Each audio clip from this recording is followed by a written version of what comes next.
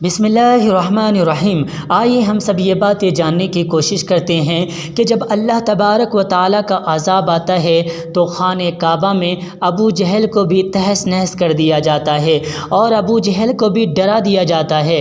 اور اسی طرح سے خانہ کعبہ کی فضیلت کیا ہے، خانہ کعبہ میں نماز پڑھنے کا کیا ثواب ہے، خانہ کعبہ کے اندر کیا طاقت ہے کہ جس کی وجہ سے دجال بھی خانہ کعبہ میں داخل نہیں ہو سکے گا۔ رسول اللہ صلی اللہ علیہ وسلم نے فرمایا، جو شخص مسجد حرام میں نماز پڑھتا ہے اللہ تبارک و تعالیٰ اسے 1,00,000 نماز پڑھنے کا ثواب دیں گے۔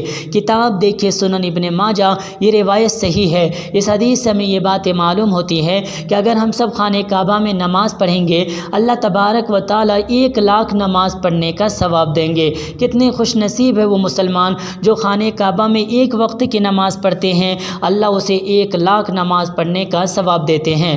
اللہ کے نبی آگے ارشاد فرماتے ہیں، میں تمہیں دجال سے ڈراتا ہوں کہ وہ کانا ہوگا، یعنی آپ نے فرمایا وہ بائیں آنکھ سے کانا ہوگا۔ پھر آپ نے فرمایا کہ دجال کے ساتھ روٹی کا پہاڑ اور پانی کی نہریں ہوں گی۔ پھر آپ نے فرمایا اس کی نشانی یہ ہے کہ وہ زمین پر 40 دن ٹھہرے گا۔ پھر آگے آپ نے فرمایا وہ 4 مسجد کے اندر داخل نہیں ہو سکے گا، خانہ کعبہ میں داخل نہیں ہو سکے گا کیونکہ وہاں فرشتے موجود ہوں گے۔